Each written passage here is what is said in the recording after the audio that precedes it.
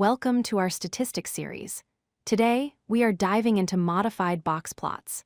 Specifically, we will learn how to identify and visualize outliers separately, giving us a more accurate picture of our data distribution. Let's start with a quick recap. A standard box plot summarizes data using 5 numbers: the minimum, first quartile, median, third quartile, and maximum. However, there is a flaw. Standard plots extend their whiskers all the way to the most extreme values, which can hide interesting outliers inside the whiskers. This is where the modified box plot comes in. Unlike the standard version, it is specifically designed to reveal these extreme values. Instead of hiding them, we plot outliers as individual dots. The whiskers then only extend to the normal data range, giving us a cleaner view of the bulk of our data. To build one, we first need the interquartile range, or IQR. This represents the middle 50% of your data. We calculate it by simply subtracting the first quartile, Q1, from the third quartile, Q3.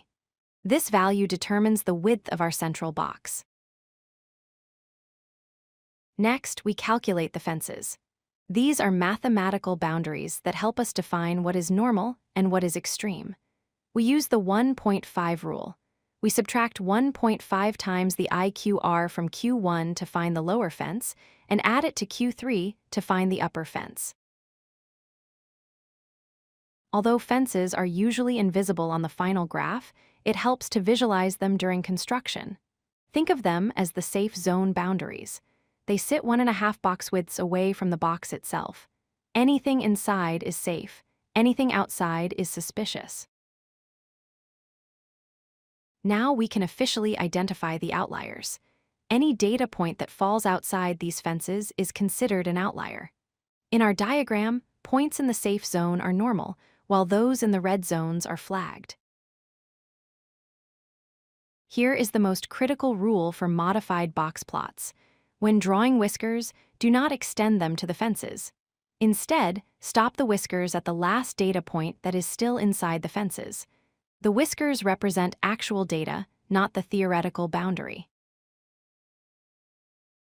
Finally, we plot the outliers. These are the values that fell outside our fences. We mark them with individual dots or asterisks. This separates the noise from the signal, showing us clearly that while most data is centered, there are a few extreme cases to investigate. To summarize, first, calculate the IQR. Second, find your fences using the 1.5 rule. Third, draw whiskers only to the safe data.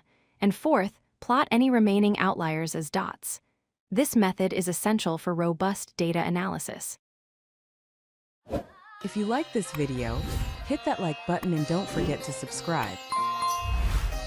Visit codelucky.com for more such useful content.